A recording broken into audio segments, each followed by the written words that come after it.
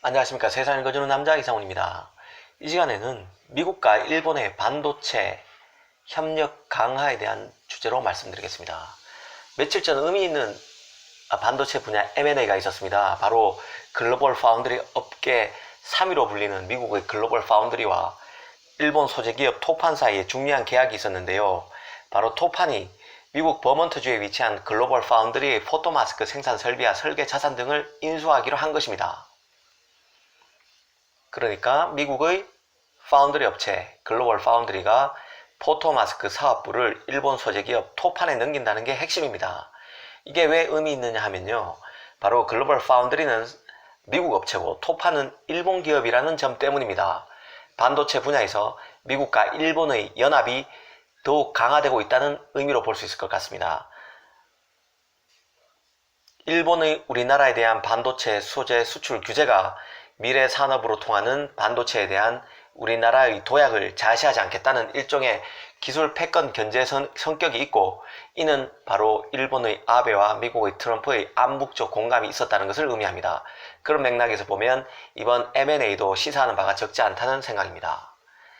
일단 글로벌 파운드리는 올 초 시장에 매물로 나왔다는 뉴스가 나올 때부터 시장에 큰 관심을 받아왔습니다. 글로벌 파운드리는 세계 시장 점유율이 8.4%, 올 1분기 기준입니다. 8.4%로 세계 3위 업체입니다. 대만의 TSMC 절대 가반을 차지하고 있죠. 48.1%, 삼성전자 19.1%에 이어서 3위입니다.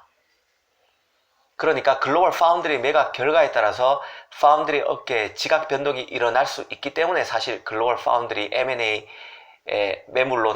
시장에서 매물로 나왔다는 뉴스가 주목을 받아왔었던 겁니다. 특히 반도체 패권을 둘러싸고 미국과 중국 간의 갈등이 심해지는 가운데 삼성전자, SK 하이닉스 등이 이 글로벌 파운드리의 잠재 인수 후보군으로 거론되어 왔었습니다. 여기에 중국 업체로서 파운드리 업계 5위인 SMIC도 글로벌 파운드리를 주시해 왔었죠. 1위가 TSMC, 2위가 삼성전자, 3위가 글로벌 파운드리, 4위가 대만의 UMC입니다. 그리고 5위가 바로 SMIC인데요. 이 3위 업체 글로벌 파운드리를 인수하려면 그 매각 대금만도 10조 중반대가 예상되어 왔었습니다. 사실 매각할 수 있는 업체가 빤했죠. 삼성, SK 하이닉스, SMIC 정도였습니다. SMIC도 중국 업체로서 이 반도체 위탁 제조 분야에서 그래도 막강한 그나마 중국 업체 중에서는 세계 시장에서 통하는 경쟁력을 갖고 있다는 업체로 손꼽혔습니다. 물론 SMIC 같은 경우는 미중 무역 분쟁이 최악으로 치달으면서 사실상 인수 후보군으로 해서 낙마했다는 관측이 지배적이었습니다. 이런 가운데 삼성과 SK 하이닉스 등을 제치고 글로벌 파운드리 포토마스크 사업부가 일본 소재 기업인 토판에 팔리는 셈입니다. 사실 글로벌 파운드리는 세계 시장의 절반을 차지하고 있는 대만 TSMC, 또 비메모리 육성에 팔을 걷어붙인 삼성전자와의 기술 경쟁에서 완전히 밀리면서 결국 매각 수순을 밟는 게 아니냐는 관측이 지배적이었습니다. 삼성전자 같은 경우도 이 글로벌 파운드리의 기술력보다는 글로벌 파운드리의 고객군이 상당히 매력적이다는 평가를 해왔었습니다. 그래서 기술보다는 그 탄탄한 고객군을 보고 글로벌 파운드리에 관심을 가질 수도 있다는 그런 관측이 나왔었습니다. 그런데 여기서 유의할게요. 글로벌 파운드리가 삼성과 TSMC보다는 못하다고는 하지만 절대 기술력이 무시할 수준은 아니라는 점입니다. 글로벌 파운드리는 최첨단 공정으로 통하는 14나노 공정까지 가능한 기업입니다. 인텔의 프로세서 등도 14나노 공정으로 제작할 수 있죠. 그러니까 기술력은 괜찮습니다. 물론 이보다 더 최첨단 공정이라고 하는 10나노 이하는 실패했습니다. 그래서 삼성이나 TSMC보다는 기술력이 처진다는 평가를 받는 겁니다.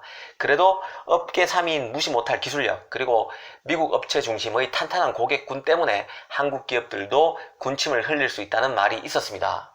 삼성 같은 경우는 비메모리 분야에 2030 세계 1등을 하겠다는 그 전략을 목표를 발표했었죠. 이 비메모리 중에서 핵심이 바로 파운드리입니다. 파운드리 분야에서 치고 나가야 비메모리 1위가 가능하죠.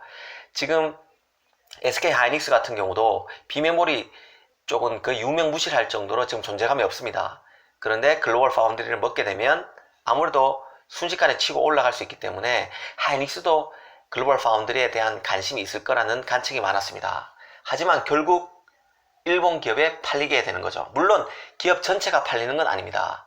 포토마스크 사업부만 팔리는 것이지만 일본에 팔리는 점을 주목해 볼 필요가 있다는 것입니다. 우선 우리는 이 M&A 건에서 미국과 일본의 반도체 분야 밀착을 예의주시해야 합니다. 글로벌 파운드리 같은 경우 최대 주주는 아랍에미리트의 국영기업인 ATIC입니다. 지분도 90%나 되죠. 전체의 90%나 갖고 있는 최대 주주가 바로 아랍에미레이트 국영기업입니다. 이렇게 보면 미국 기업이 아닌 것 같죠. 하지만 이 손바뀜이 있었기 때문에 지금 아랍에미레이트 국영기업인 ATIC가 최대 주주로 있지만 미국 입김이 통하는 명실상부한 미국 회사입니다. 글로벌 파운드리는요. 이 파운드리 업체 중 큰 회사는 통상 회사 내 포토마스크 사업부를 갖고 있습니다. 메이저 파운드리 업체는요. 이 파운드리 기업 내 포토마스크 사업부라는 것은 포토마스크 업체로부터 원판격인 포토마스크를 받아서 여기에 필름을 새로 입히는 일을 하면 됩니다. 새로 입히는 일을 하는 것으로 보면 될 것 같습니다. 이 사업부를 글로벌 파운드리가 이 포토마스크 사업부를 마스크 업체인 일본 기업 토판에 판다는 겁니다. 토판은 포토 마스크도 제작하고 섀도우 마스크도 만드는 마스크 분야 인류 기업 중 하나입니다. 사실 글로벌 파운드리와 토판은 지난해부터 독일 드레스덴의 조인트 벤처인 AMTC를 설립하면서 협력을 늘려왔습니다.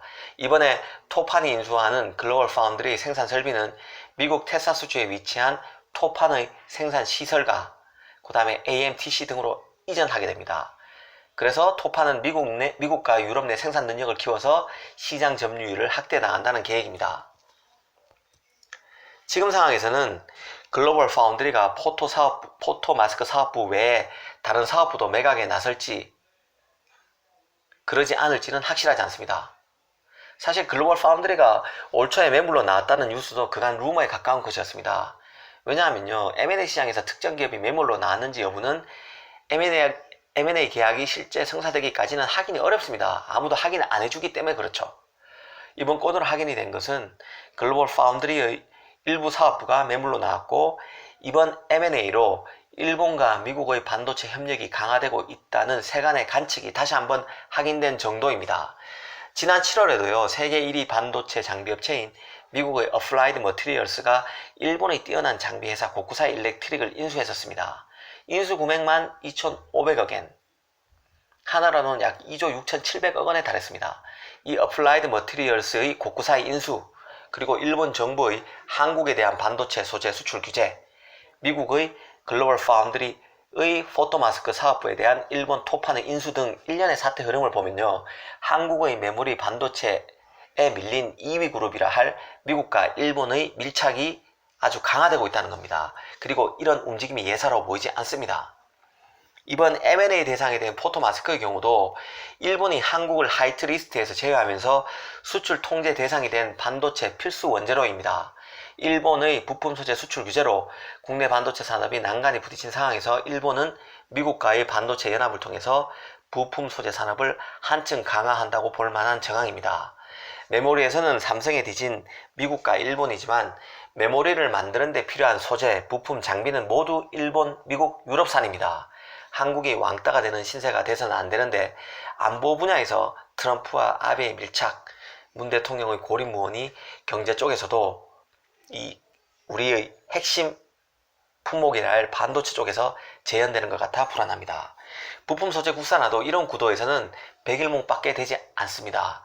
일본의 수출 통제로 한국 업체가 해당 소재를 국산화한들 해외 시장에서 살아남지 못하는 소재로는 메모리든 비메모리든 우리나라는 결코 1등이 될 수 없습니다. 지금 돌아가는 모양새가 이런 우려가 현실이 될 수도 있다는 불안감이 생길 정도로 불안불안한데요. 좌파든 우파든 어떤 정파가 정권을 잡든 미국과 일본과 틈이 생겨서는 경제도 결국 망조가 될 수밖에 없다는 사실을 깨달았으면 좋겠습니다. 감사합니다.